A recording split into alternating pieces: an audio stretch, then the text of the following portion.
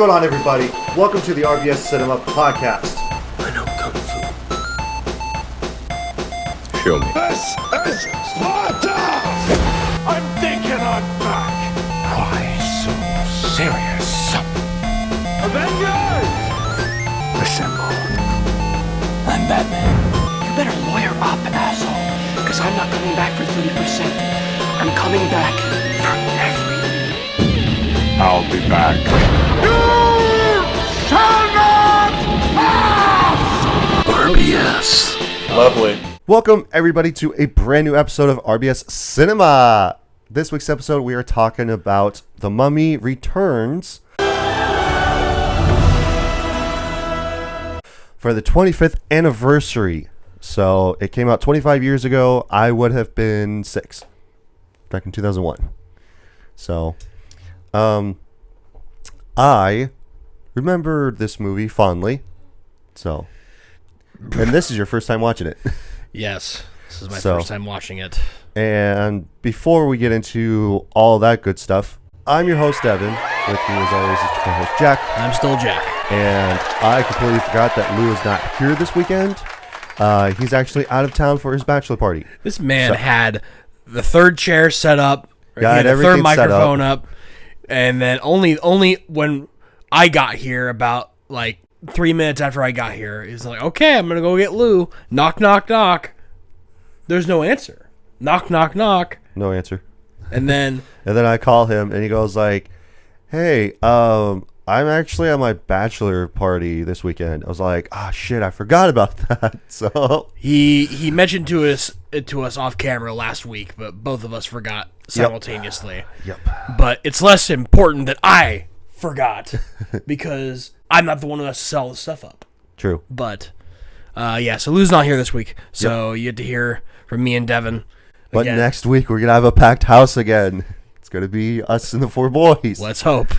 So, because next week we'll leave it at the end what we're gonna talk about. So Stay tuned. it's gonna be great.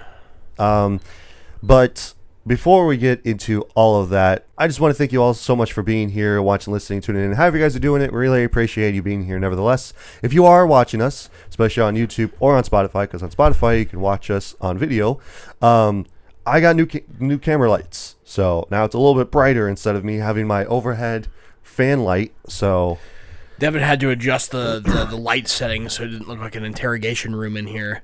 yes. So, because normally we have the ceiling fan was our only source of light. Yep. So- Because I used to just have the window open, but it would be too bright. Yeah, because I would just have natural sunlight come in, and that would be the end of it. But what I ended up doing was thinking, okay, well, it's only coming from one side, and that's not great. So Then it just looks like. So now we got 2. We don't have like the fancy like umbrellas, like yeah, you know when you would like go the to- umbrella like light fixtures. You know when you would go like the school picture day? Yeah, They've had the whole accoutrement. the flashlight thing. Yeah. Yeah. So And then your eyes would hurt for a little bit. I'm like, why did you do this to me? I'm blind for 5 minutes. I can't see. It's like going to the eye doctor, but all you get is a picture of yourself. Yeah. Which, depending on how well you feel about yourself, may be the greatest thing ever or the worst thing ever. Oh, yeah. That's for sure. It's all for the parents anyway, so. Yeah. But, again, getting back into thank you. But, yes, thank you for being here. We really appreciate you being here. With that also being said, you can follow us and subscribe to us on YouTube, Spotify, and on Apple Podcasts. You can also follow us on Instagram and on TikTok, where we'll post clips, memes, stuff like that. So I have some clips in mind to make in the near future, so be a lookout on that. Be sure to share this around with anybody that you think that likes podcasts, like a couple of knuckleheads talking about movies. I want you to tell all your friends about me. So really appreciate you doing that as well. And here pretty soon, I'm going to have some switch around of how we're going to do the format of the podcast. So be on the lookout for that this summer. Anyhow, moving on to watch list. So I think that I'll go first. Okay. Or do you want to go first? You can go first. Okay. So first up on my watch list, I have a low key banger of a movie, Night Hunter. Okay. So Night Hunter has. Hold on. Let me pull this up real quick because I actually have it up. So you pull it up real fast. Wait for it to load. There we are. Okay, let me tell you about this cast real quick. Okay, it's got Henry Cavill, Ben Kingsley, Alexandra Daddario, Stanley Tucci, Matthew, Nathan Fillion, and Brendan Fletcher and Minka Kelly. A real star-studded cast for a lower-tiered movie. I don't think this ever came out in theaters because this came back out in 2018 slash 2019, depending on who you ask. Google. And like it's directed and written by the same guy, David Raymond. But it's so good. So it's all about Henry Cavill. He plays as a detective. He's trying to get to the bottom of these girls disappearing. And they catch the guy, and then they're interrogating him, trying to figure out what else he's like doing, why he did it, and all this bunch of stuff. And like he's basically acting like a child, pretty much, because he has like child mentality. Okay. So, but then like while he's in their custody, more bad shit is happening. Like somebody's car explodes. He gasses his hideout that some FBI cops were at. So it's just like off the rails, like what is happening. So I definitely highly recommend checking this out. I'm literally going to buy this. Okay. 100%. So if that instigates anybody to actually check this out, if you like getting to the bottom of it, like crime thriller, definitely check this out for sure. Next up on my watch list, I have Tombstone. I finally watched Tombstone. So I've never watched it. I've always had an inkling to watch it, so I decided to watch it over this past week. I thought it was pretty good. I will probably, just for the format of the show, I'll say that it's a rent. Yeah, that's right. I said Tombstone's a rent. Come at me in the comments. Because I know that a lot of people really like this movie, but I don't really like Westerns as a whole anyway. Okay. So, have you ever seen Tombstone? I have not. Okay. I think it's fairly decent. It's a good movie, don't get me wrong. It's a really good movie. It's got Val Kilmer in it. It's got what is his name? Every time I come on here, I always forget people's names, and I'm pretty sure people are yelling at me about it. I don't remember who's all in it. Kurt Russell and Sam Elliott. So. Ooh, Sam Elliott's pretty good. And Bill Paxton is also in it. I forgot that he was in this, but yeah, he's in this. Which was really funny because like there's a couple of more people that were in this that were notable. Like Michael Rooker is in this. He makes a surprise appearance like towards the last fourth of the movie. So, but yeah, I thought it was a pretty good Western. I thoroughly enjoyed it because like there was some oh shit moments that happened. So, and then next up on my watch list, I decided to watch The Scorpion King. Oh, in preparation for this one? No, I watched it after watching this. Oh, okay.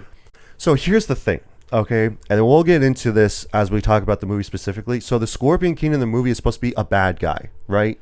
Yeah. He pledges his life to Anubis, and that way that he can conquer his enemies. Kind of like Kratos from God of War. Yeah, but... So, but instead of it being Egyptian gods, it's actually Greek gods. Anyhow, what ends up happening is that in this movie, The Mummy Returns, the Scorpion King is a bad guy.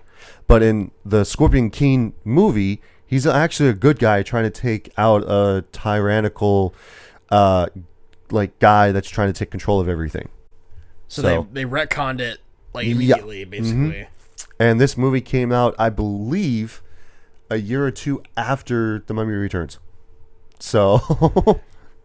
Well, if that that tells me all I need to know about what they thought about the story of this movie. Yeah, I have some things to say about that. I mean, like for this movie, it's kind of like, okay, like sure, is he in the antithesis of the movie? Like, is he the driving force? Yeah, pretty much, but like he's only in it for like 2 like scenes, which is just like the first 7 minutes, and then like the last 20 minutes of the movie, the final quote boss unquote fight of Because like it's all about like the Mummy Returns, so it's all about the guy from the first one coming back. But they made it all about the Scorpion King, though. He's like like the Mummy is a side character in his own sequel. Yeah, in this movie, pretty much. So he's supposed to be like the main bad guy, but like the Imhotep, he is like the secondary bad guy, which we'll talk about when we talk about it in the movie. But you still got to go through a bunch of your watch lists. Yeah. So like the Scorpion King, I mean, you know, like it's The Rock's first movie ever, like his actual full-fledged like leading man role. Because in this one, this was his first movie that he was ever in. And he didn't say anything. Right. He only said one word, and that was Egyptian. I don't remember what it is off the top of my head. He said a couple things in ancient Egyptian, which is probably just like, you know, maybe not like maybe it was real, but like maybe it was like Esperanto or whatever they call it. Yeah. So I don't know, but yeah, like he didn't have any like English speaking roles, because like I thought that what was it, Walking Tall? I thought that was his first movie because I remember that Arnold Schwarzenegger makes a cameo appearance in there, and he's walking out of the casino that he's going into to like go and see one of his best friends that he grew up with and that owns the place, and then he looks to The Rock and he goes like, "Hey, have fun in there."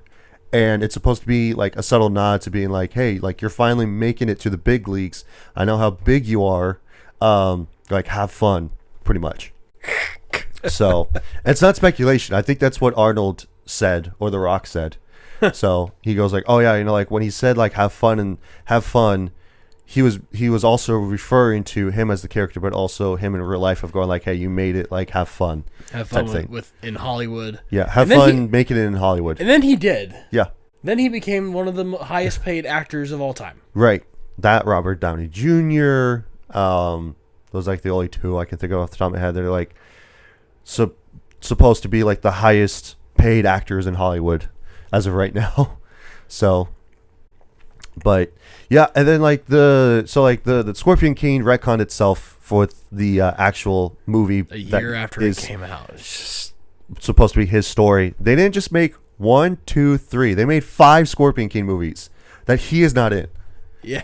I think that the second one, if I remember correctly, it was supposed to be like an origin story of him being a kid and his dad being King. And they don't reference him being the Scorpion King at all.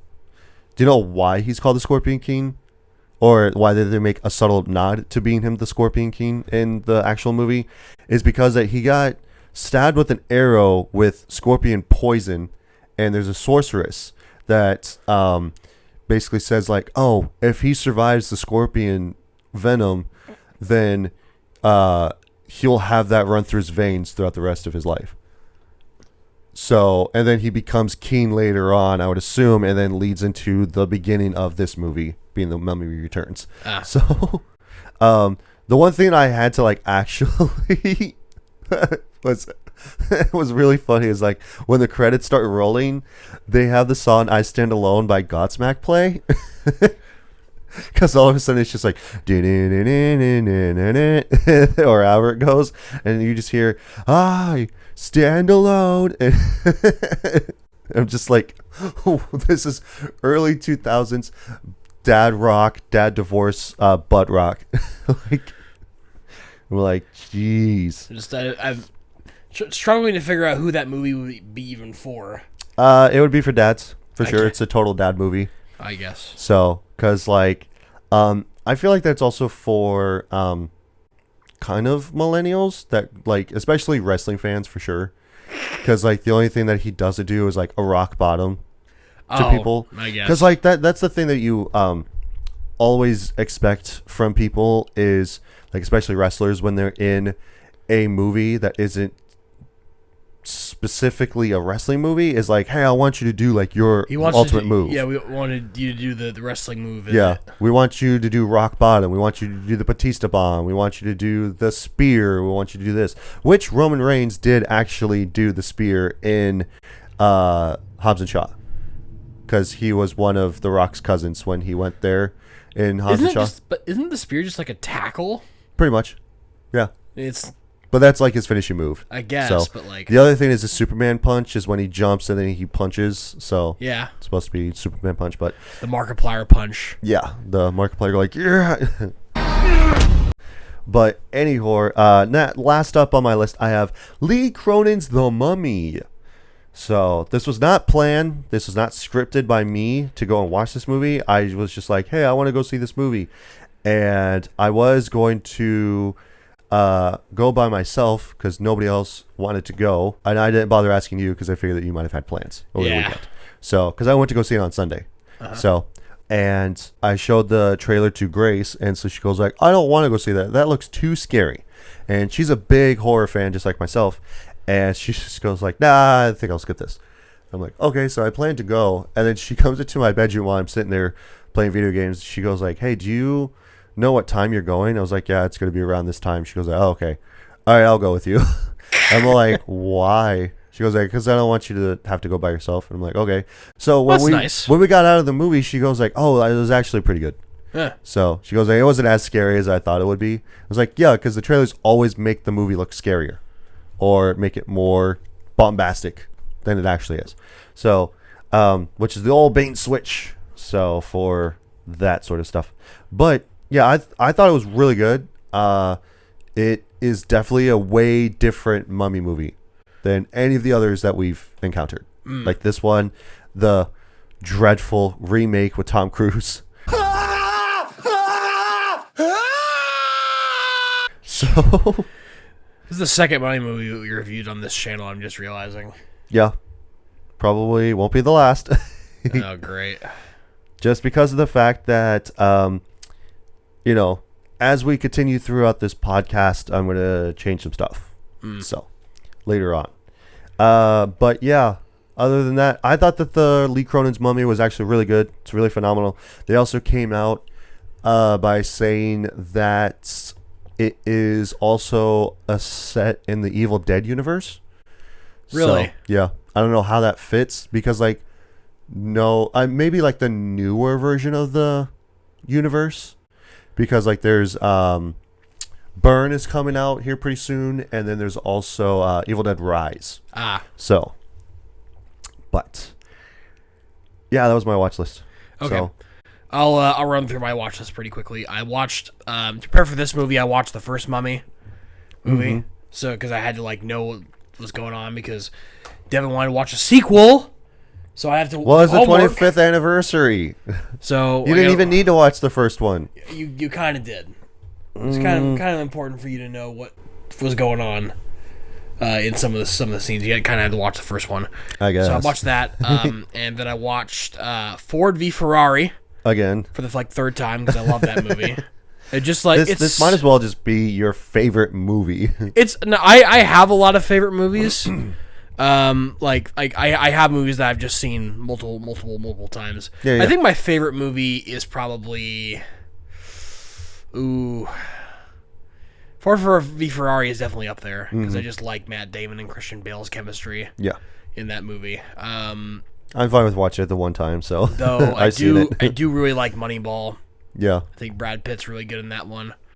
You're just like a good biopic. I do love good biopics. That is true. Ooh, which speaking of, not to derail your thoughts or anything. No, you're good. But the Michael Jackson movie came out this weekend. Yeah, I was. That looked kind of interesting. And the thing is that I was scrolling through social media. I don't remember which one, but whatever.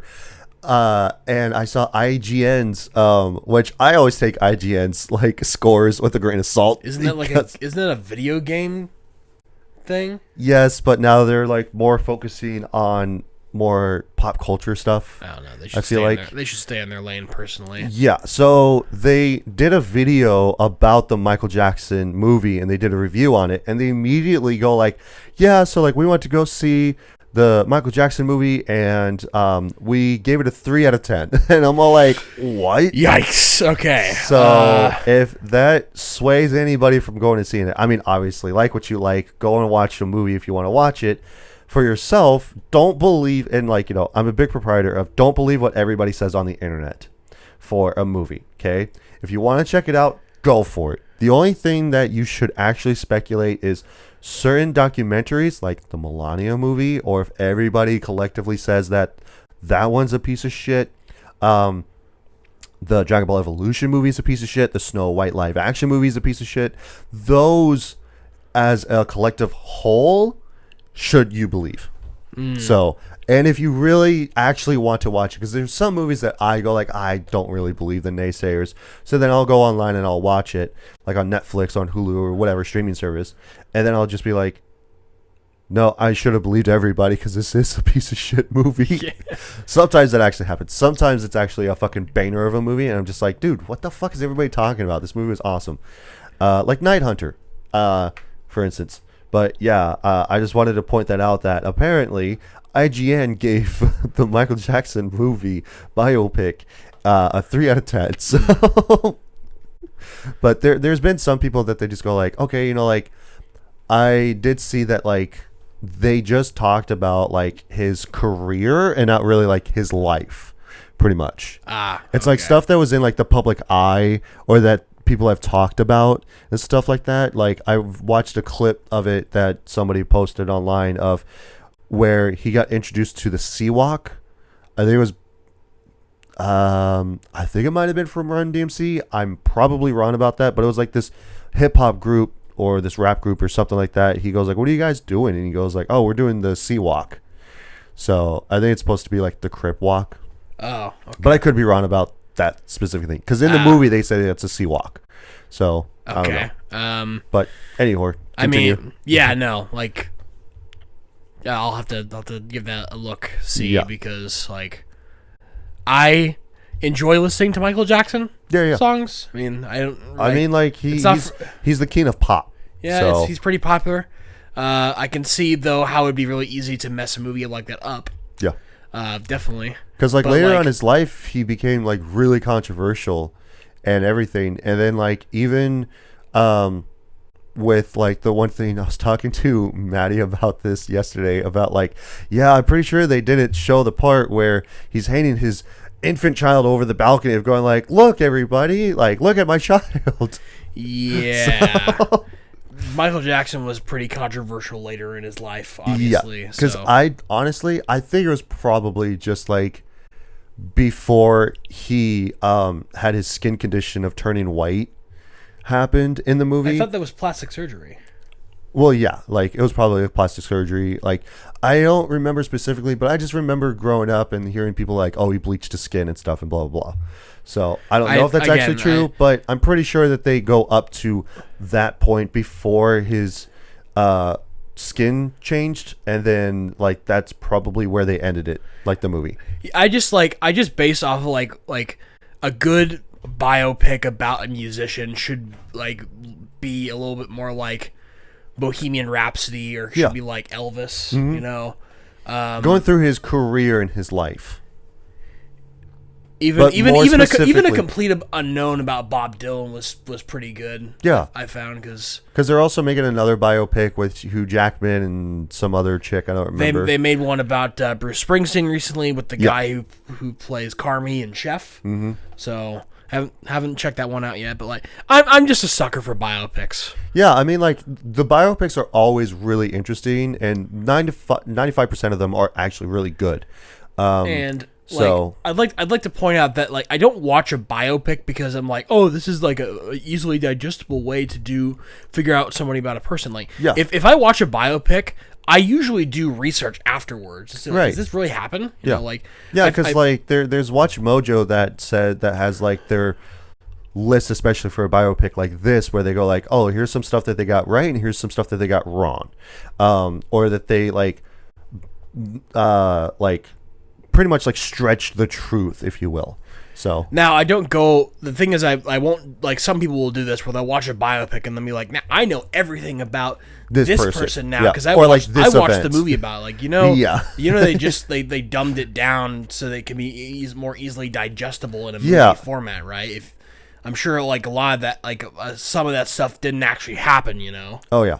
100%, because it's just like, oh yeah, like, you know, he got into a car accident. It's like, yeah, but you know, it was like, you know, this whole tumble and fucking flip through the air didn't actually happen. It was just like, oh, you know, like he flipped once and then that was it. My favorite biopics are the ones that are like self-aware, that like it is a biopic, like The Big Short. Yeah, or Big Short, The Wolf of Wall Street, where Yeah. constantly Leonardo DiCaprio is breaking the fourth wall, Yeah, talking directly to camera, but he's saying also like, the "This narrator. is what we did." I'm more talking about like there's literally a scene in The Big Short where two of these investors come into a bank and they like they're trying to portray how they were able to figure out that there's a bubble in the housing market, and they like actors straight up look at the camera and say, "Oh yeah, this doesn't actually happen like this. We didn't actually just find a folder on a table at a bank. We got rejected.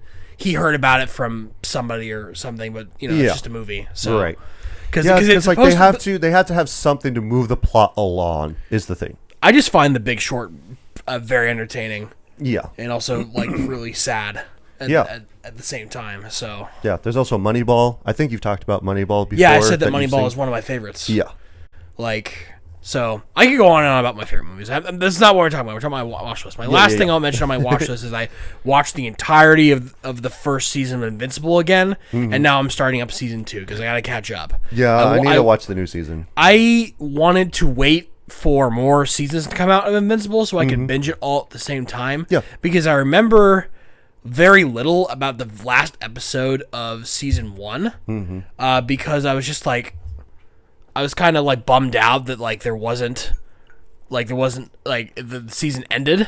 So I was like, I put it away for a long time, and then while I was like, wait, there's 4 seasons now. Yeah. So like I got to go back and actually watch it. It's the thing is about Invincible is that they're 50-minute long episodes. Yeah, they're like less than an hour long episodes, which And you know, it's only on whenever Amazon Prime. Yeah, whenever I see that, I go like, God, like this would be so much more ingestible if it was like maybe 45 minutes long. Now, I feel like that would be fine. Don't get me wrong. I like watching for a long period of time, but if you're like me and Devin and you only have 15-minute breaks and a half an hour lunch, it doesn't make for a good time to be able to watch one of these while you're on your break at work. You kind of have to like go home and like devote everything you have to be able to like Breaking Bad. Yeah.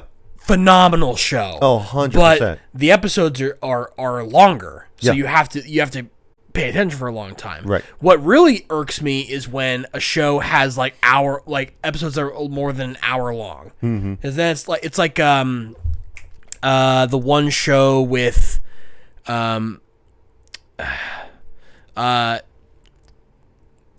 Harry Osborn, James Franco. It's a show where he goes back in time. Oh, and he's trying to is it 1962 or something like that? Is what it's called? Something like that. I really enjoy that. I think it's 1964. I've really been enjoying that show, but it's also like I have to sit down and pay attention. Yeah, because to it. like that's like a straight to streaming service show, which is like Hulu. It's and on Netflix. And now it's on Netflix. I'm assuming that Hulu probably like didn't care about it, so they sold Maybe. it, and then Netflix picked it up. But it's really good. But yeah, and it's also the same thing for like The Boys. Sometimes The Boys episodes are like a little bit longer than an hour. Sometimes they're shorter than an hour. Kind of just depends on the episode, really. But I specifically, because like I didn't talk about this on my watch list last week, but I started watching The Boys season 5, which is like the last season. Yeah. And it's really hitting close to home, because that's what they did for the last season too. Is that like it hit close to home of real events that are happening in real life, especially for us in the U.S., which is crazy to think about as a concept. Like, if I had to pick a Prime Video series to, like, if I could, like, keep one and then get rid of the other one, I'd definitely take Invincible over The Boys, because I feel like The Boys it's just pretty edgy. Yeah, I'd say. like, and it's based off of a graphic novel series, so I think that what they're doing is that they're basically just taking the stuff that happens in that comic book or the graphic novel and then bringing it into on screen, but they're like making it more like real life applications to it. Yeah, but even so, the show is not nearly as grotesque as the graphic novel is. They had super had to dumb down some things from they had to change some stuff around. They had to like change some characters, like a set of doing this character, they had to do that character. Instead of them dressing like this, they had to dress like that. Like the biggest thing that I remember, I think, was from season 4. I think it was from the last season that came out where they had Herogasm. And it was just like a collective of superheroes getting together to basically have one giant fuck fest. And they went in there to go and like do something. I don't remember what it was, but that was like a huge thing for like the comic book world for doing this whole thing. And it's just like, oh my god, like they're finally actually going to do Herogasm, because everybody's questioning like, are they going to do Herogasm? Are they going to do Herogasm? And they finally did it, and then they were like, oh my god. And then I think that they went like, well, that's not what happened in the graphic novel. Well, like they yeah, got the main points, but not really. So, but I mean, like, you know, they can't do everything from page to screen. So it just watching The Boys just makes you feel very uncomfortable. Yeah. Is all. Yeah, because sometimes, like, especially Gen V, the spin-off show that they did, which I also need to watch that as well, because I forgot that the season came out a long time ago. But I need to watch that, and that's even, like, more, not more fucked up, but, like, it has more graphic nudity in it than the actual Boys does. Well, I guess So- when it's on Amazon, you can really do whatever you want. True. Well, Right, it's 'cause kind of it's like like- straight to streaming stuff you can do for the most part, whatever. Yeah, whatever you want. So- like, but anyway, so that's the end of my watch list. So let's get into talking about the Return of the Mummy. Yeah. So the Mummy is back. The Mummy did return in this film. I will say Yup. that if for any of those wondering if it was false advertising, definitely was not. Nope.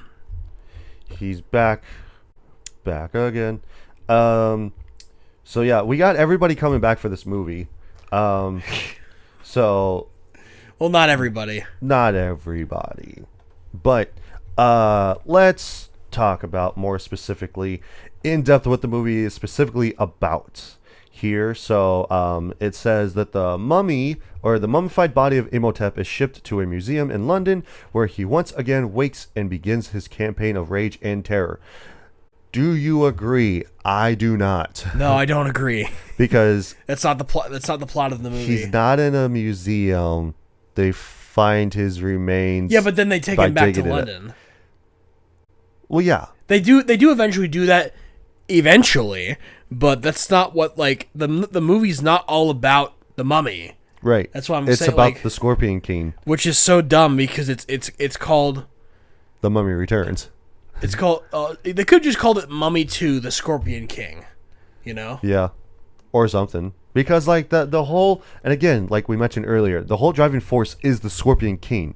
Because in the beginning, like I already mentioned, he pledges his life to Anubis because they were in a 7-year-long war, and then he lost, and then they were Exiled. They were exiled into the desert, and one by one, his army was dying because of the heat and because they didn't have water. So then he pledged his life to Anubis, and for him to kill his enemies, kind of like Kratos in God of War, and he gained this power, and then Anubis goes like, I'm just going to take your life anyway, and then that way that you could control my army for all eternity. And he basically died from that. But then the driving force is also that like Brendan Fraser and Rachel Weisz, they find the bracelet of the Scorpion King, which is supposed to show where his tomb is. And I don't know why that they're trying to look for it in the first place, because they don't say why that they're looking The for writing in this movie is terrible. Because like in Indiana Jones of going like, oh, it belongs in a museum, right? Like that Right. makes sense. The Germans are trying to get this like artifact that is supposed to help them control the world or be able to have them have ultimate power and stuff like that. Like that makes sense. And then Well- Indiana Jones is supposed to stop them because he's an archaeologist. He's also a historian. And then every single time he stops them and he just goes like, it belongs in a museum. And then it goes to like a random warehouse where all the rest of these artifacts are. Yeah. That he's found in But his like travels.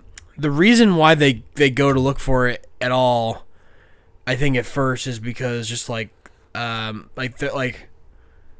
they want to go like Evie wants to go look for it Rick does not, because Rick would like just wants to go back, like take a break from. Yeah, because like looking for with treasure. with Rick, what he wants to do is just basically live his life. Yeah. Like he's an adventurer for sure, but she's more of the historian that wants to go and explore these things. Yeah, but and, now and all get of a artifacts sudden and stuff. she's just like a female version of him from the first movie. Yeah.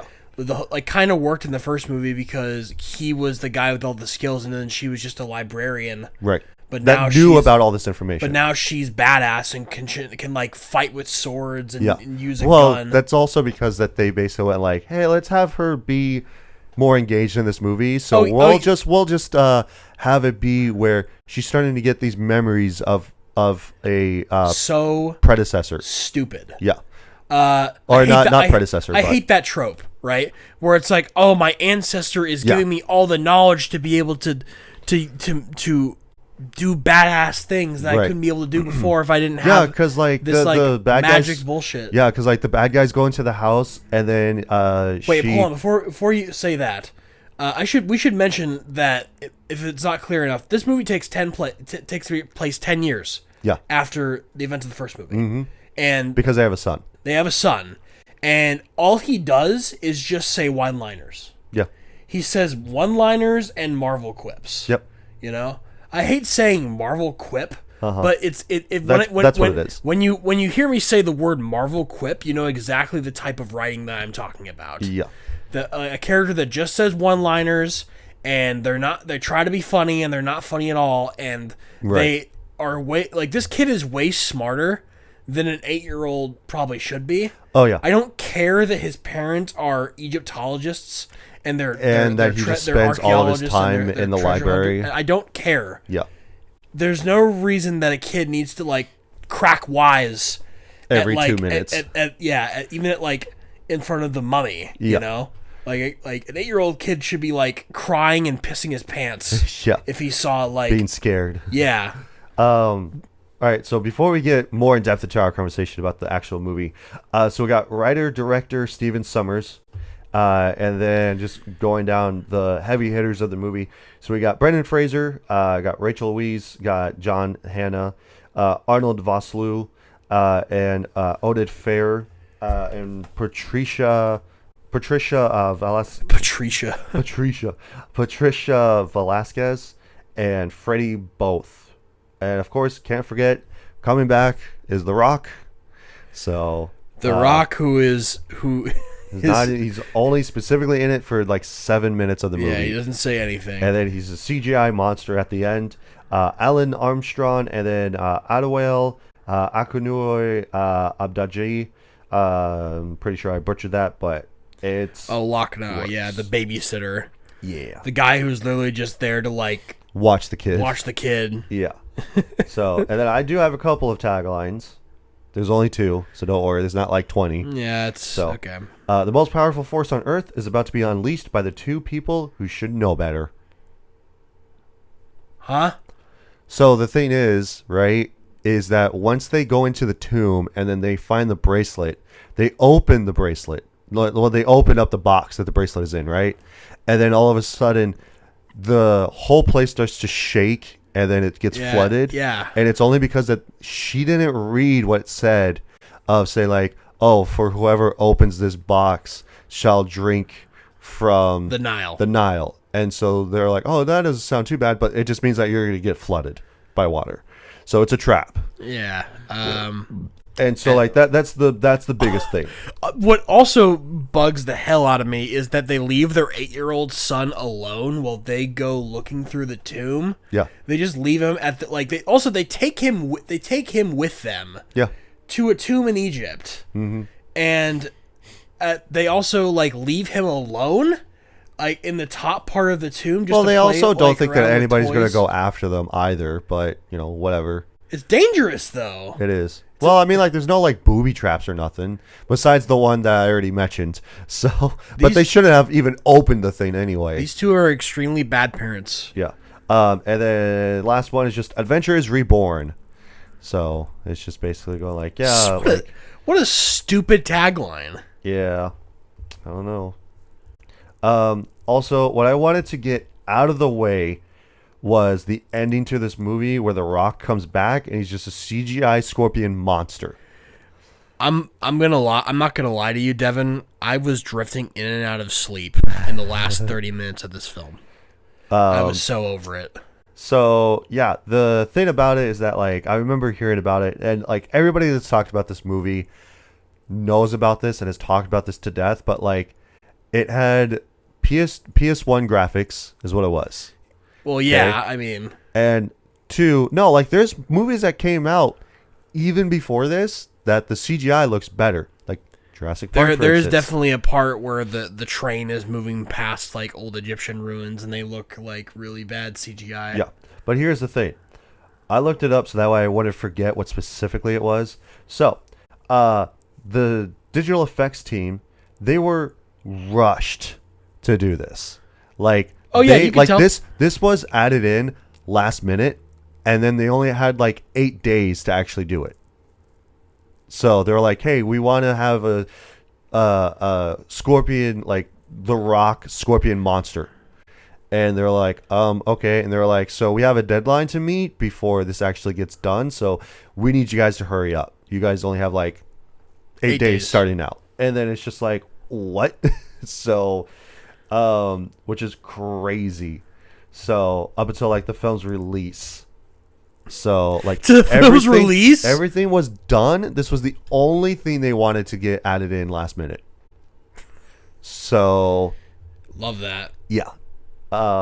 Because I would imagine that stuff was like made out of order, and they actually, which I do remember that, like the what is it, the React channel type thing that like, oh, like CGI filmmakers react to like The Mummy Returns or like horrible CGI in movies. Oh. And so like this was one of them. They're like, this is so bad, like blah blah whatever. But then they also say like, but they also had like a week to do this, so that makes sense that why it looks like shit. Yeah, why it looks Which that bad. they actually, the CGI team, I think that they reacted to that. They're like, yeah, like we only had a week of production to do this, and they didn't leave us with a whole lot to do with. So we just had to do it on the fly, and unfortunately, this is what we ended up with. And then the other thing too was that they talked about the fact that they wanted to redo it too, and I think that the channel like gave them the outlet to actually do it, and then I think that they actually did it, and they made it look better. So Really? I could be wrong about that part, but I think if I remember correctly, that's what happened. Like Universal let them do it, or No. Like Or- like the YouTube channel team had them do Oh, it. Because like you know like how big YouTube channels get, where they have an exorbitant amount of money, they have a studio production, all this bunch of stuff. So they're just like, hey, we got this software that you guys can use, so go ahead and work your magic for this sort of stuff. yeah. So because like, you know, that's the power of YouTube. If you do well enough, you could have a career off of it, like Markiplier or Jacksepticeye or the Good Mythical Morning Crew, like Rhett and Link, you know, and have millions of dollars come in. Oh yeah. So, Was Key and Peele as well? yeah. So like even them, they started out with doing like kind of like skits on Mad TV. So I always Yeah. forget that they're like that they didn't get their start from Key and Peele. Like that's what launched them into the stratosphere of them being like super popular and stuff. But that's not where they specifically came from. They did do skit comedy for a long time. So back in like the 90s and early 2000s. Yeah. Before Key and Peele. So, but anyhow, yeah, I just want to get that stuff out of the way. And, you know, like, again, The Rock only showing up for 7 minutes in the beginning and then nowhere to be found after that. So he was probably too busy doing the Mummy, or not the Mummy, the Scorpion King movie of going like the Mummy 3, where it's actually the Mummy becomes the good guy. So, which doesn't make any sense. But, one of the things that, but yeah, so like going back to what we were talking about before with Rachel Weisz, or Weisz, I can never remember how her last name is pronounced, but where she has her ancestors' memories of how to do hand-to-hand combat and stuff like that. And Because it turns- especially where Alex, her son, goes like, "Mom, where'd you learn how to do that?" She goes like, "I have no idea," and then she like beats the shit out of one guy and goes like, that I learned from your father, and it's all like, oh yeah, way to like throw that in, I guess. Yeah, whatever. There are multiple instances during this film where I like said something out loud, thinking that like I like a thing would happen, and I would like predict what the kid was about to say, and I was dead on. Yeah, like one of those times I'm like, that's how you know how predictable your writing is, when like an audience member can like think of what the kid is about to say in response to something happening, and it's exactly correct. Right. Well, I mean, like, this is like a fun adventure movie.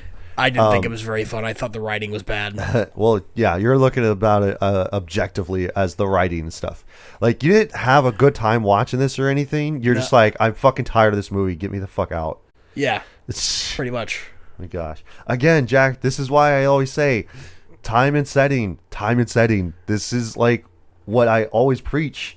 It depends on your mood and like, you know, if you are looking at it objectively. Well, I'm breaking it down. Because you even said yourself you were tired when you watched this. I did. So I fell asleep during this time movie. and setting, Jack. When was I supposed to watch this? Earlier in the week. I don't know. I was busy during this week. Doing what? Work? Besides that, everybody works. Work, coming home from work. Okay, what were you doing after work? Compressing from work. Yeah, so you could have watched this to decompress. I was watching the NFL draft on Thursday, actually. Oh, so you're watching football. Yes, watching football. Yes. Yeah, it is getting up to being football season, huh? But no, like, again, time and setting. Like, I could have watched this and just been in a shitty mood, and I'm just like, I fucking don't care about this. But I was in a moderately good mood last night. I was just like, yeah, I gotta watch this movie. So I don't know. I just like, it was like the Kingdom of Heaven that we talked about last week, which if you haven't seen that, go check that out. But like, it was the thing where I'd like had really low expectations for the movie, go like, oh, I don't give a fuck about this movie, like 2.5 hours, whatever, bore fest. And then I watched it, I was just like, no, I really enjoyed it, actually. The thing about Kingdom of Heaven is that it's actually kind of interesting, because it's like actual history instead of like make fade up or make fake made up Egyptian history. Well, yeah. About this, like, sure, okay, it wouldn't bother me so much if they just like made it more about the Scorpion King. Well, yeah. Instead of just saying, oh, it's the Mummy Returns. Right. You know? Like the mummy's coming back from the first movie. Like the mummy, Imhotep. like Imhotep comes back, who after being like defeated in the first one, he's like frozen in amber or something like that. I forget how the first one ended. Yeah, I forgot how the first one ended too. But they defeated him. Whatever didn't he like get like put into like tar basically? Yeah, I think that's what that is supposed to be. Like he got like crystallized and some. Also, his dead girlfriend is back for whatever reason. Yeah, because I don't remember what happens in the first one. I was gonna watch the first one and then this one just for the podcast, but I decided to watch the Scorpion King instead. And so the whole catalyst of this film starts off like the whole reason why this whole thing is happening in the first place is because the new museum curator of the London Museum is looking for like Imhotep. He's looking for Imhotep. Also, he's Scorpion King because he's another. Yeah, so the Scorpion King bracelet apparently lets you, like, as soon as you find Namshare, I believe it's the oasis in the middle of the desert that sprung up when the Scorpion King pled his allegiance to Anubis. Yeah. Is if you put on the bracelet and you're powerful enough, you can control Anubis's army. Yep. You know, and conquer the world. Yep. But here's the thing. Alex puts on the bracelet and he has, like, what is it? A week to go to the temple. Yeah, some other dumb. Otherwise, like he dies because it sucks his life out of him or something like that. What? Like what? There's a time limit. Right. Like it's just such an artificial way to move the plot along. Plus, how do you do this? How do you make that as a thing? I don't understand it because like there's no technology base. It's not magical. Yeah. Like how does the bracelet know that 8 days have passed? Basically? Right. It's kind of like so I'm pretty sure you've never seen it, but The Rain, where it's like you have 7 days until you die. Yeah, but that's after creepy. you watch it. It's a horror movie. Well, but I mean, like, there's tension there. Okay, so real quick, they did it in Scary Movie 3, where they go like, Cindy does the videotape, and so like she gets a call, and it's basically kind of like the Ring, where they go like, oh, you have 7 days, and so she goes like, okay, so do I have 7 days starting now, or do I have 7 days, like, do you count weekends, do you count holidays? And then so then the guy on the phone just goes like, well, you have 7 days from starting now. No, like starting right now you have 7 days. And it's like, okay. And then like, so he goes like, because like there's a holiday coming up, there's Martin Luther King Day, blah blah blah, or whatever. And he goes like, no, 7 days starting now, today, right now. And it's like, oh, okay. And so she gets off the phone, so she screams. It's error. 7 days. 7 days? Oh my god, I'm gonna die next Monday? Yes. No, wait, Monday? That would be 7 business days. This is 7 days starting now. But there's a holiday coming up. Do you count the holiday as a day? Well, that depends. What holiday? Martin Luther King Day? Then no. Another thing that I don't understand about the mechanics of the bracelet is, why don't they just kill the kid? What, Right. they kill the kid and the bracelet doesn't work anymore? Well, like they were gonna cut the kid's hand off. Yeah. So why don't they do that? Why Because they got stopped. They're bad guys. No, but like they had the kid on the train. They had the kid this whole time. Yeah. The babysitter guy could have like killed him at any point and just took the bracelet off. Yeah. Right? I And don't just know. used it like that. So why bother to keep the kid alive? Otherwise they go along with the adventure. It's an adventure film. Like, you have to do this. It's in the script. It's just like we can't Because yes, in a We got- real world application, they would have just taken the kid, cut the kid's arm off, and just taken the like bracelet, and that would have been the end like, of it. These are the minions of a like undead like priest, basically, who is come back and is afflicted with a curse and wants to like control the army of the underworld to rule the world, basically. Yeah, He's above killing a child. Yeah. It bugs me. Well, he's that- he's the only person that knows where it is. Yeah, but only because he has the bracelet on. Yes, exactly. But take the bracelet off and put it on somebody else. But here's the thing. And that what, the you're- magic just stops working on the Right. No, that's what I was gonna For say. the person that the first person that puts it on, it only works for them. They never explain it like that. No, they don't. I think that they didn't think about that. They didn't think about that because the writing sucks. It's bad. Jack, And then you're you're ruining my good time with this movie. Kind of like Grace was ruining my time with 28 Years Later when we talked about that.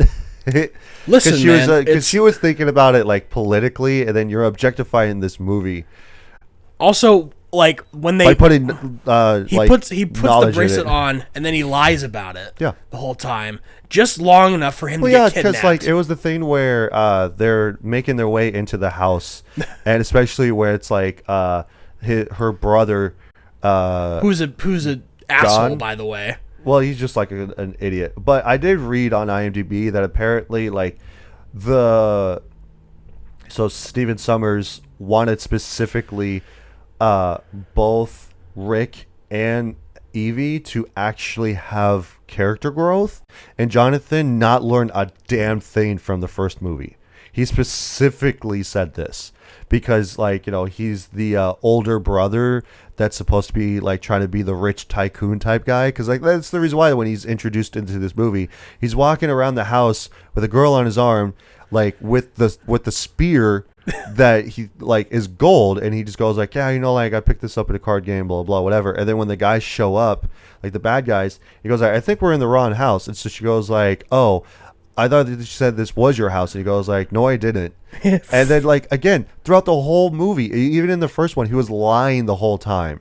Like whenever like when they hold him up at knife point to his throat, and he goes like, oh, like where's the bracelet? And he goes like, what bracelet? And he goes like, oh, that bracelet. Oh, I remember it now. Like I lost it in a card game. And then he changes it to where going like, oh, it's downstairs in the The combination is three something. Yeah. Like I don't remember. I told you where it was. Like now you have to let me go. And then the girl goes like, when did we ever make that arrangement? So I thought that she had a black mama, but she said it was like an Egyptian cobra thing. Oh, so yep, that's another thing. Man, I hate this. I hate this so much. It's a tiny little detail, but it makes the biggest difference. She said that asps are the most poisonous snakes in the world. maybe it was at the time. But no, she meant to say venomous. Yeah. They're the most venomous snakes in Well, the it doesn't world. matter. It does matter. No, it doesn't. If a snake was poisonous, No, it you wouldn't be doesn't. able to hold it like that. No, it doesn't matter. If she meant to say venomous, but the person who wrote Summers, whatever the hell his name is, Stephen Summers. Stephen Summers, doesn't know the difference. So he didn't care. Well, it's back in 2001, Jack. Nobody cared at that time. There Nobody was cares now. good writing in movies Nobody before the cares year now. 2001. I care. Again, I know you care. care. Again, you're looking at about this of an objective setting. I want a critical analysis of this film. All right. You are the critical analysis. Yeah. Let me tell you. So you can still have your rose tinted glasses about this film. That was I don't back- have back in- rose tinted glasses. or back I in- do understand that, like, yeah, it's poisonous, which means that it's more like a frog. If you can't touch the frog, that means that that it's poisonous. Venomous is where if it bites you, the venom goes inside of your body. Yes. I understand this, kind of like a spider bite or a snake. I understand this. I comprehend all of this shit. I'm very smart. I know I don't seem like it, but I'm very fucking smart. But I don't care. I really don't. I care. I know you care. Someone here has to care about the inaccuracies and the flaws in these movies that we're talking about. We can't just be like, oh, you gotta turn your brain off when you're watching. Yes, this you kind have of to watch. movie. Yes, you have to turn your brain off sometimes to watch a movie. So I wouldn't. you're one of the critics of the movies. I wouldn't have- fucking. You can't deny it. You're one of the critics. I am a critic. We're literally reviewing these movies. Yeah, but not in the I have critic to be. setting. I have to be critical of this movie. I guess. In order to be able to give an accurate rating of what's going on here. I guess. I love how half of this movie is just us arguing about the movie specifically. Yeah, because Not even talking about the movie. Anyhow, we're kind of talking about it. Kind So of. anyway, But then like the thing that I loved after this was like where they're about ready to like make out and stuff as the kid is downstairs, and she goes like, wait, that's not my underwear. yeah, And then so he then goes we like, cut to Jonathan, and then like he goes into the room and he goes like, Jonathan, I thought I told you no more wild parties. Like he's so unserious about this because he just knows his brother-in-law is just kind of like a fucking idiot. Yeah. And he just goes like, hey, I don't know what my brother-in-law like has told you, but you guys need to get out of here. You guys need to leave. Yeah. And then and so she throws a snake at him. And so she like smiles. She goes like, ha, I got him. And then he turns back around and he's holding it like literally by the neck. Because, obviously if you hold a snake by the neck, it can't lunge at you and stuff. Yeah. And then like he also grabs the head and turns it towards him. And then he turns it to them as he looks. And then he throws it at them and then gets the one guy. And then one guy also throws a knife at him and he's able to catch it and then throw it back. And I'm like, dude, that's fucking awesome. Dismember. Shoot him! Like, and I know that wouldn't actually happen, but it's so fucking cool. I mean, the action sequences are pretty cool. Yeah, and I then will then they say. shoot at him and stuff and whatever. But Yeah, marksmanship in this movie, not great. No. We're at this Storm. is also based around like I believe it's like the 60s. I think 1930s. is it the 30s? 1933. Yeah, I guess it would be the 30s, huh? But then we've also got like where they go to the museum and Imhotep is back and then like summons his mummies guards and stuff. Yeah, they kidnap Evelyn because she thinks she has the bracelet. Yeah. No, they kidnap her and then they steal the box because they think that the thing is in there. But like Alex just like took it like a baseball figurine and like put it into the box. 'Cause Yeah. he's wearing the bracelet. And he can't get it. Right. It's Ben 10 and the Omnitrix. Yeah. All right. But if the Omnitrix was Maybe useless, that's where they got the idea of Ben 10 of going like, why don't we just have this kid have an alien galactic bracelet that he can't take off? Yeah, but that's I don't know. But so like we're back at Imhotep and like I forget like why did they kidnap her? Well, they kidnapped her because they want revenge for one. Because they even said that like even the one girl was telling Imhotep of going like, oh yeah, I brought her along because I figured this would be a good revenge thing for you to have is to watch her die. It's a gift for my Undying love, my love, whatever. It's like Is to kill her and stuff and whatever. also But kind of confused why they just didn't kill everybody else in the house after I don't know. taking the bracelet. Well, I mean, like they're all three of them are tied to being more in an Egyptian setting because, like, even with Evie, she has the same thing that the one girl is going through, which is where it's bleeding in to her ancestor of being in ancient Egypt. She's never like great. Because she's the pharaoh's daughter is what it was. Because like, which I thought was pretty dumb because like later on in the movie when she's having that flashback on the blimp, if you will, of where she's like the dirigible, yes. Yeah, of dirigible. where she's watching this stuff unfold as if she's actually there, and Imhotep and his love are going to kill the pharaoh, and then he just shows up and he's just standing there, not saying anything. He's just staring at Imhotep, and then he's about ready to like strike him, but he doesn't say a word. He stands there and just stares at him. Yeah. And then the girl stabs him from the back and then kills him. And then I'm like, what are we doing, dude? Like, that's so dumb. Why are you just standing there? And then even with Evie, she goes like, oh, guards, like, my father's in trouble. Go help. And it's like, if you could see this, why don't you say, hey, stop that? Like, hey, I see you over there. Yeah. Hey, you need to stop doing that to my daddy. So, I don't know. It was just kind of dumb that popped into my head. So... But, like, you know, back at the museum, like, you know, Imhotep comes back and stuff because they have the Book of the Dead and the Book of Life. And which is dumb because they said the Book of the Dead is supposed to resurrect people. The Book of Life is supposed to take life away. And I'm like, they did okay, like whatever.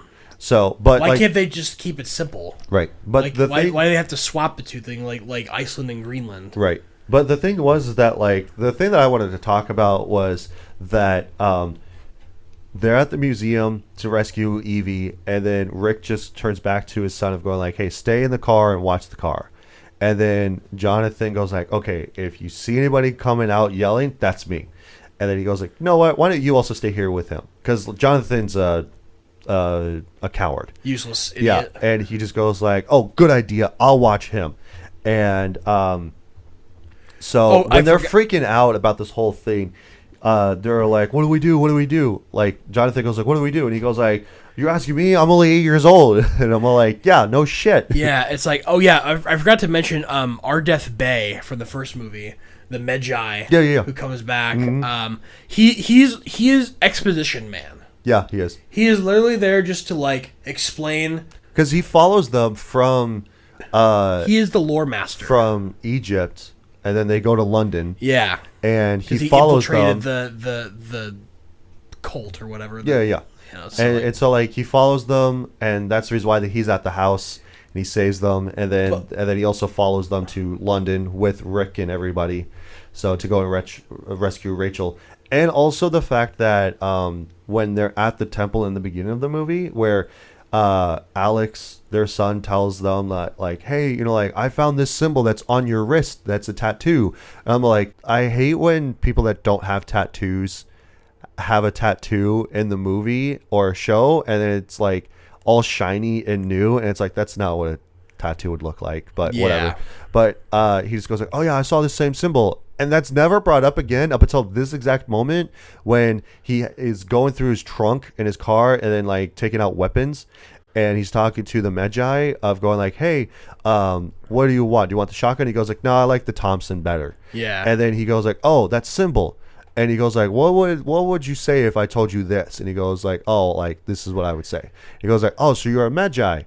And he goes like, no, I got this when I was a kid back in Cairo when I was an orphanage. And it's like, no, you're a Medjai. Which is like the protector of man on the world. How did he not notice that he was a Medjai in the first I think movie? He might have been wearing the bracelet the whole time, because he's also wearing like this bracelet watch thing. So I don't know. That's stupid. Yeah, I don't know. It's basically more information to basically have it make sense of why he's thrusted into this world as it is anyway. So I just like, but so like stuff that happened off screen that the movie just tells us instead of showing us. Pretty much. My favorite type of writing. Yeah, exactly. So they just add in more information, whatever. They're like, oh, let's do this. I'm telling you, he's literally, every word out of Ardeth's mouth in this movie is just exposition. Yeah, pretty much. And it just makes it for a very interesting Well, like interaction. especially where he goes like, so why are they doing this? And he goes like, oh well, because of all this bunch of stuff with the Scorpion King. If Imhotep gets his hand on the bracelet, he'll know where the Scorpion King is, and then he'll be able to like take control of Anubis' army, is what it is. Wouldn't it be more interesting for us to be able to find that out from an inscription on like a tomb or something, rather than just a character telling us? No, because around this time it's the exposition. Like audiences are dumb and they need to be told what is going on. I disagree. Kind of like a Marvel movie, you know. I disagree with that. I feel like I don't know. But like I love this whole scene because like, you know, from them like breaking the key in the ignition of the car. Like really? And then it's just like, what are we gonna do? And then gets a double-decker bus. That was pretty silly. I will say. And then he goes like, what happened to my car? And he goes like, oh, like we needed another mode of transportation, so I got this. It was almost like he was like, okay. They break the key off in the ignition. Yeah, so now what are they going to do? They got to go find another car. Well, we're in London. What's the one vehicle that you can think of when you think of London, England? Oh, a double-decker bus. Let's just have them get a double-decker bus. Yeah, exactly. And then, like, especially when, you know, they're leaving out of the museum, and then... like Evie grabs a bench and then puts it in front of the door, and so he goes like, honey, what are you doing? These guys don't use doors. Yeah. Honey, what you doing? These guys don't use doors. Like he's the duh character of just going like, hey, what are you doing? Like type of shit. Like he's the like especially where they like the mummies don't even they don't use the door. They break through the walls on the other side of the doors. And he's like, see, I told you. Yeah, and so like he goes like, oh, not my car, like, you know, I love that car. And then like he gets back into the bus and he just goes like, I hate mummies. Oh, I hate mummies. And all this bunch of stuff. Also the thing I hate that line. Why? I hate mummies. Oh, I hate mummies. It's like in the movie about with the mummies mummy in the title. Yeah, I know, because of the fact that it happened in the first movie. Because when they're surveying what's going on, it goes like, oh yeah, if you would have told me that something like this would have happened 6 years ago, like I would have freaked the fuck out. But this is his second time doing this, and he's not scared of it anymore. So. Because you also watched the first one, and then you watched this one. I did. So you should know that context. I know, but like, it's just so lame the way he says it. Personally, he's like the guy he's the normal guy, is what it is. I guess just I hate mummies. Oh, I hate mummies. Yeah. So, because like they're hard to kill is the thing. I know. What it is. I know. You can't just put a bullet into them and go like, okay, I'm done. It's like Indiana Jones where it's the one guy who's like throwing the sword around, and then he just shoots him, and he just goes like, I'm tired of this shit. So yeah, that's funny though. Well, yeah. But it's kind of like that whole that's a subversion of expectations. Well, yeah. I fully expected him to say at some point, I hate mummies. But it's also because not of the be thing. out of like context. But it's also because, like, you know, for one, in the movie context for Indiana Jones, is like, okay, he's tired, so he's just going to shoot him. No, it's just because Harrison Ford had the shits that day, and he just wanted to get that scene over with. So. But it was so good that they just kept it. Well, yeah, duh. But yeah, so like the other thing too that I really enjoyed was like them like going through the mummies on the bus. But like the other thing too is like there's literally people walking around London at night, and there's mummies running through them, and there's no reaction. Yeah, like they're literally running too. in a line. Like all four of them are running towards them on the bus. The dumbest like run cycle ever. Yeah, too. and then like there's literally people, and one of them runs into them and pushes them out of the way just so that way that they could jump on the wall. Jump on and then like a couple of them also jump on the wall again, and I'm just like, okay, so there's no reaction, there's no screaming, there's no freak out, there's no nothing. These people are just oblivious to this shit. Like, oh yeah, it's another day, like another night in London, like whatever. Hey, there's some mummies running down the street, whatever. It's night at the museum all over again. So how are they so fast? How are they like Because they have powers. magic? Magic, that's why. Magic. That's Well, why. it's also like Imhotep. Why can't he not die? Oh, because he's a mummy and he has Well, that makes powers. sense because he's the big bad mummy. You know, he's Well, the yeah. strongest one. But these Well, are it's also these the ones same literally thing- came out of a jar. Well, yeah, but it's also the same because he infused his powers into them. Okay, whatever. So that's why. Anyhow, the other thing that I also really liked was the fact that I remember that Brendan Fraser was talking about this at a convention at some point of him talking about him poking the eyes out of the mummy.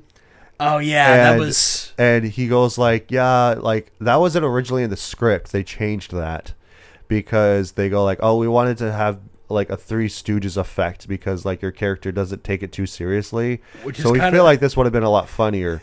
It's kind of So- funny because they already kind of have the Three Stooges in this film. It's the three like bumbling treasure hunters Yeah. that were in the beginning of the one. Right. You know, So it's kind of like it's like that. the Three Stooges, but they're British. Yeah. So it's like that whole thing of going like, well, we wanted it to be a little bit more sillier, so like we just wanted you to poke the eyes out of the mummy. So like obviously he says like there's nothing there, there's nothing in front of him, so he has to hold on to something and act like he's like fighting something, right? So he's got to do the grunts and all this bunch of stuff and act like he's punching something, and then he's all like, okay, well I'll just do this. Like, you know, poke out his eyes essentially, and then like him just go like yuck and all that bunch of stuff.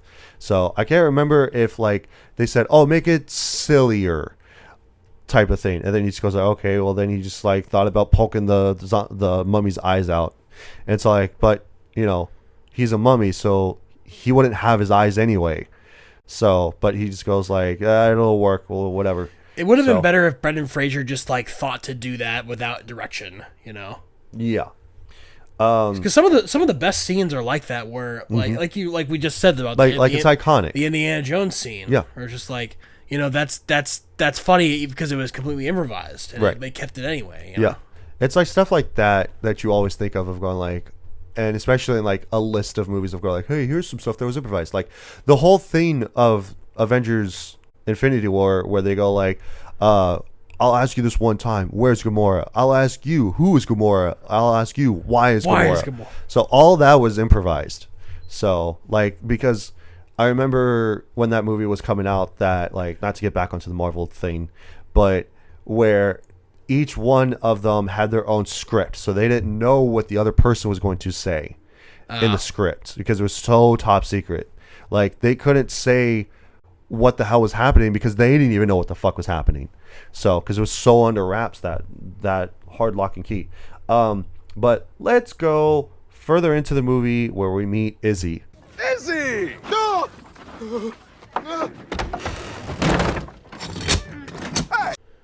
Because he goes like, Yeah. hey, like I've got a guy that can get us to wherever. So then they go to Cairo. Yep. Where they meet Izzy. And especially where Izzy comes out and he goes like, Izzy! And he goes like, oh, fuck no. And then he runs back in and he goes like, hey! And he just goes like, I don't want to work with you, Brendan Fraser. You last time I worked with you, I got shot in the ass. well, like the thing was that like, oh yeah, honey, like, you know, you're being really subtle right now. And he goes like, well, we don't have time for subtleties. And he shoots the lock off and he just like pushes the door opens. And then he goes like, no, I'm not like what you said. Like, oh, I'm not working with you. Last time we keep working together, I always get shot. The last time I got shot in the ass.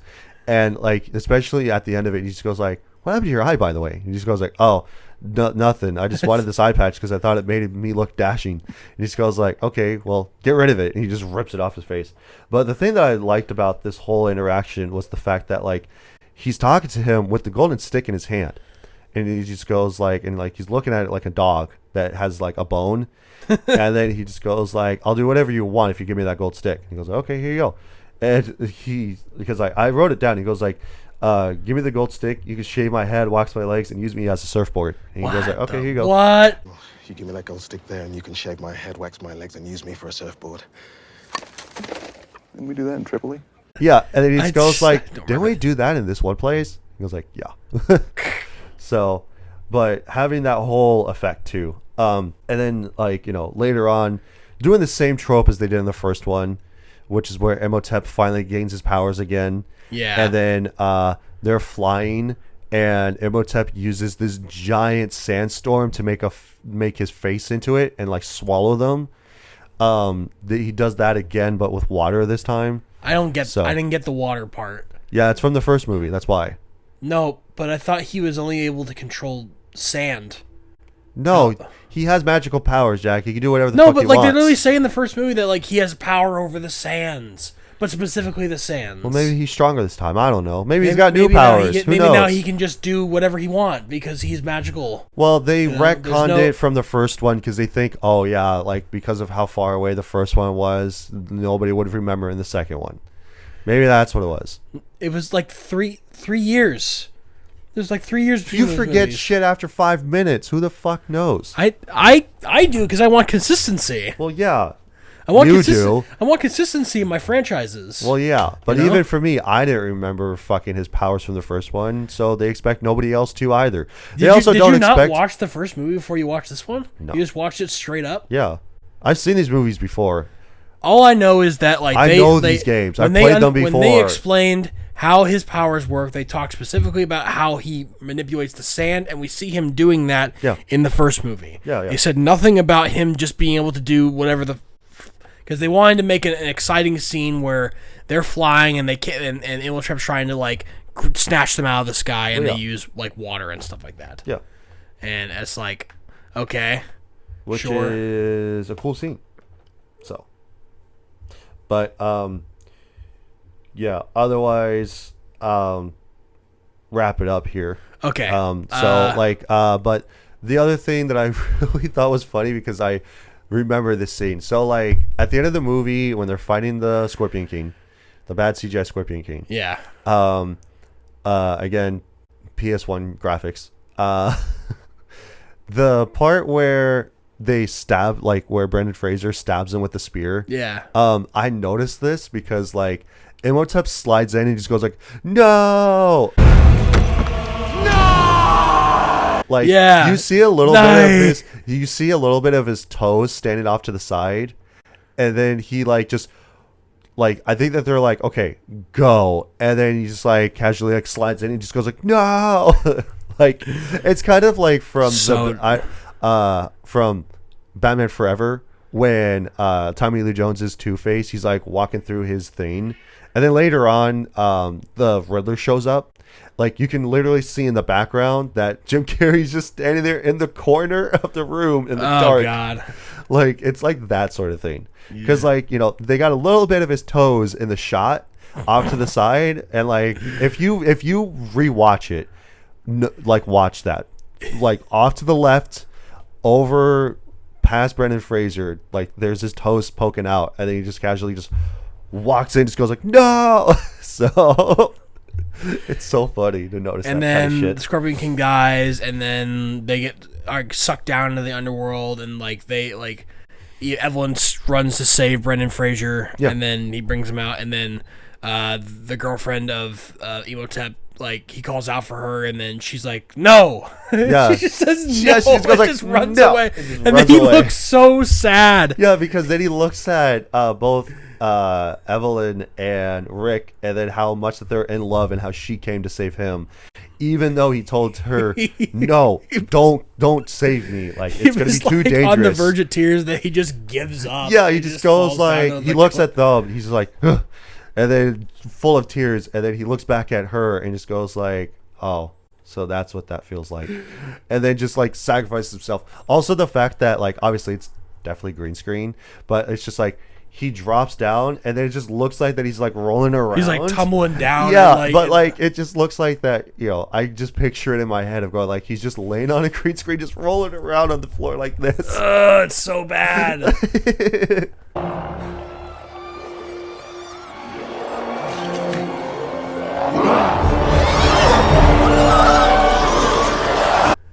So, but this time the mummy actually dies. He doesn't come back into the third one. He doesn't? No, in the third one it's Jet Li, because it's now in like ancient China is the whole gimmick now. Oh. So, and again, you know, mummy comes back. He has magical powers. The whatever.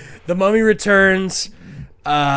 In this movie, he becomes a side character in his own sequel, Yep. and then he dies Yep. because his girlfriend didn't love him enough. Mm-hmm. And then they fly off in the dirigible, which, by the way, they crash. Yep. And then Izzy is just able to fix it. A balloon. Yeah. He literally says, like, it's full of gas. It's not hot air, and he makes it fly Right. anyway because they need an escape. And Yeah. they steal the diamond off the top of the pyramid. Like like Jonathan's like, wait, go back. Yeah. Grabs the freaking diamond off of there and is like, hey, I'm taking half of that, you know. Right. Yeah, because like he originally wanted the gold scepter, but then like it just turns out that they needed it because it's the spear. It's a spear of Osiris. Yeah. Wow, another But- MacGuffin. Who could have predicted that? So I'm gonna give you a short synopsis of the next one, which Yeah, we probably won't talk about I would because not want it's to. bad. It's bad. Because it's all about the son. It's like way further into the future, right? So the son is now an adult, and he's doing what they do now, which is like they go to like tombs and they go to find artifacts and stuff.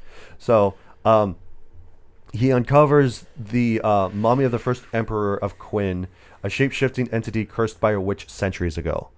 And because you know, like how, like especially now, where we have statues of these Chinese soldiers that you Yeah, can the go. terracotta soldiers. Yeah. So it's like that, where literally they're statues of the. Here's the reason why that they're the statues is because they were cursed. Oh. And then he gets resurrected and he's able to do martial arts because he's Jet Li and stuff. And they didn't get Okay. Rachel Weisz for the movie because Is Brendan Fraser in the movie? Brendan Fraser is back in the movie. He's the only one that came back for the third movie. Oh. But then they got Jet Li as like, and they also got Jonathan. They got the brother to come back. Why? But then they had to recast Evelyn as even on here Maria Bello. So Hate like that. they didn't get Rachel Weisz to come back. I think that she probably went like, I'm not doing this again for the third time. So yeah. But yeah, like she's been in some other stuff. I just don't know off the top of my head what it is. But yeah, no, they redid her, and then they of course got like a actual actor to play as Alex because Okay. he's supposed to be older. So not a kid anymore. He's supposed to be like an actual adult. So Okay. But yeah, anything else on The Mummy Returns? No. Okay, so that is it for The Mummy Returns. So with that being said, we'll actually go on to our criteria of this being a rent, buy, or skip. So of course, rent is just an occasional watch. I'll watch it every so often. It's all right. Buy is of course a fuck yeah type of movie. It is the best, sir, with honors. Like I love this movie so much, I'll buy it and I'll put it up on my shelf. And then of course, the skip is just it's a piece of dog shit movie. I don't care to watch this again or ever. So I already know what you're gonna say. So but you're gonna go first. I'm gonna go first. I think this movie is a buy. Best of the best, sir. With honors. Because it is such a good time. It's such a fun summer top-down movie to where like you can put it on and like you'll have a fun time watching it. Now I will say the script not good, the dialogue also not good, but it's still a fun and enjoyable movie. But yeah, I love watching this movie. It's such a great time. I grew up watching this movie, and that's not why I'm saying this is a buy, Jack. So it's not because I have rose-tinted glasses on or anything. I just think it's a fun movie to watch. So go on with your skip. Well, Jack. you're right about that. Definitely is a skip. It's the biggest piece of dog shit. I just can't get past a movie with bad writing most of the time. If the dialogue sucks and the writing's bad, it's really hard for me to like look past that in most occasions unless Contrarian. unless what? Not contrarian. I'm just saying that I didn't think it was that good. I thought the first movie was kind of mid, and then this one kind of just like it didn't get better.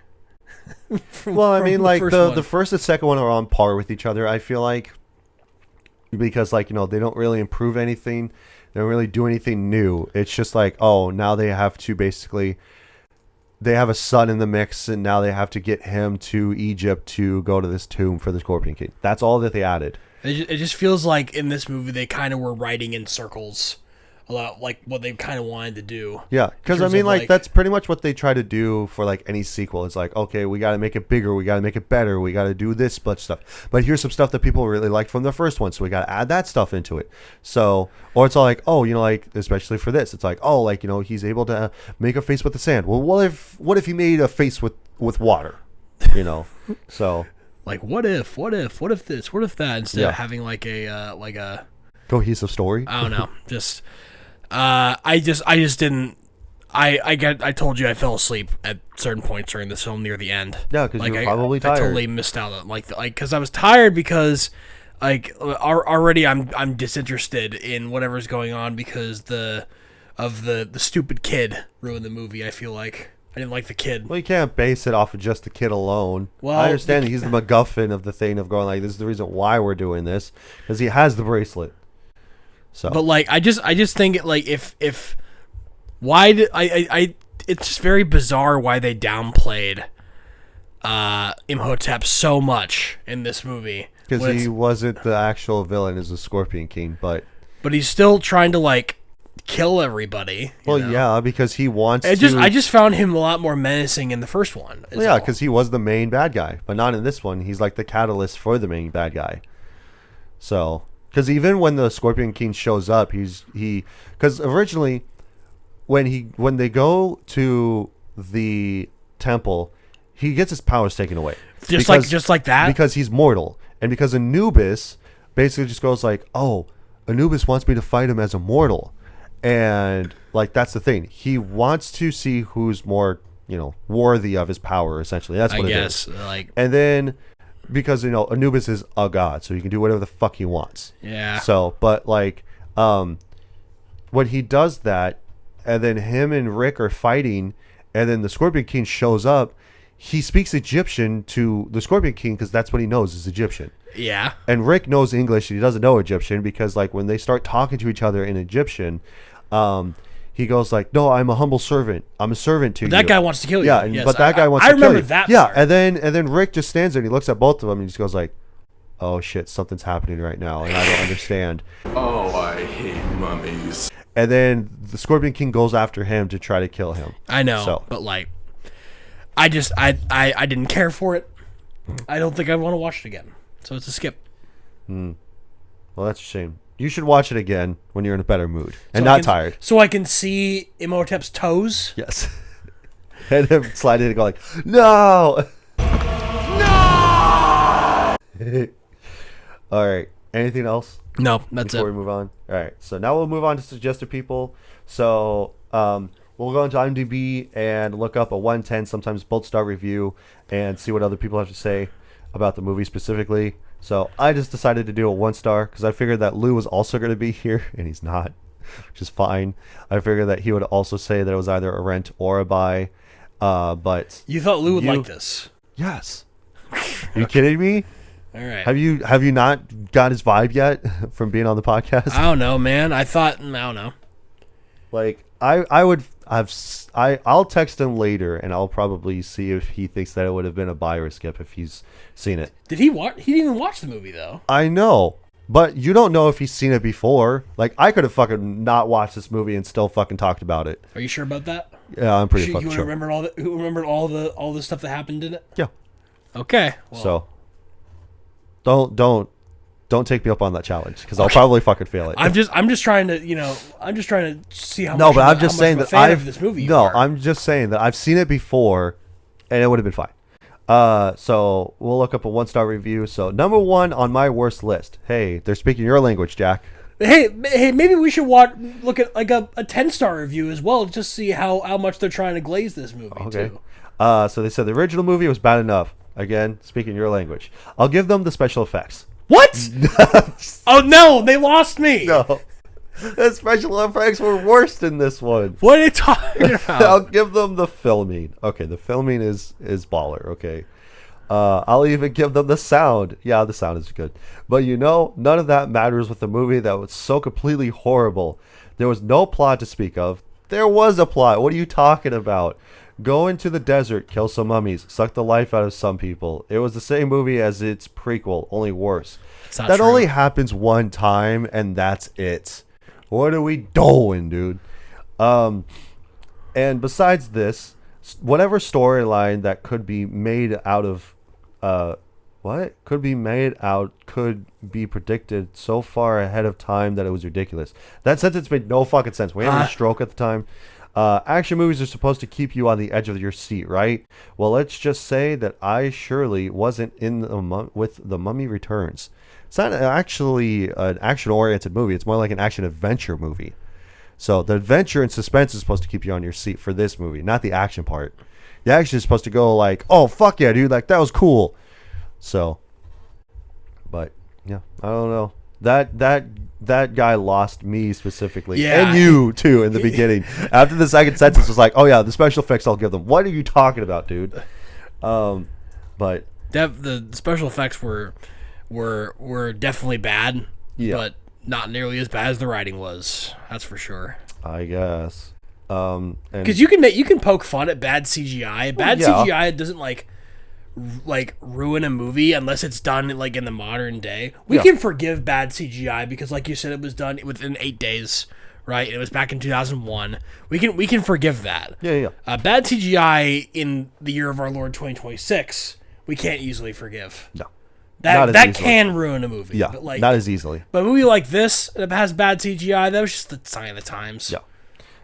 So 10-star review says it's a very good popcorn movie, which I would agree. It's a good popcorn movie, Jack. So, this is the true essence of the popcorn movie, and I like the first film. Delivers the fun in spades. See? Brendan Fraser and Rachel Reese returns to not only battle the mummy once again, but a new bad guy called the Scorpion King. They only fought it at the end, and even then, that was a misconjumbled mess. Who, of course, wants to rule the world. Yeah. That is what happens. Great performance by the two leads and a great supporting cast. Make this an excellent popcorn movie adventure. Don't see it if you don't like to have fun, Jack. That is so foul. Everything I talked about. That's a fallacy. Both of us say the exact same thing again, only just different. Dude, that's like a fallacy. It's like the say same like, thing, oh, but you different. like What are we don't like doing? this if you're a nerd. Yeah. You know? It's a good popcorn movie. Don't watch it if you don't like fun. Whereas the other one is just like, the special effects were good, but like even for 2001, the special effects were ass. Like you can't look at that and go like, oh wow, that was actually The Rock as a giant scorpion. It's like, no, you can't literally look at that and go like, yeah, that was awesome. Like no, it's really hard to make like a humanoid monster. Oh, and the other thing that like works for the special effects at night were the little monkey mummies that came back in the Oasis. Those were weird. I didn't understand. Like that's the only thing that worked was because it was dark and it was hard to see. Yeah, because that's how CGI works. It's always better when it's dark. Yeah. So, but yeah, I don't know, but no. Anything else on any of this? No. Okay. I don't want to. I'm done. Cool. I'm done with my rant now. Good. So I would at least say watch it again, but not with an objective lens. Maybe you need to be inebriated in order to enjoy it. So you need to actually turn my brain off. Yeah. Turn your brain off. This movie is great if you turn your brain off. Yeah, because it's a great popcorn movie. Like critical. 25 analysis. years later, and it's still a great popcorn movie. I don't think I can do that, man. I gotta look through everything with a critical lens. Someone's got to be you can be the fun guy, and I'll be the stickler. How about it makes for a contrarian. I'm not a contrarian. I didn't like it.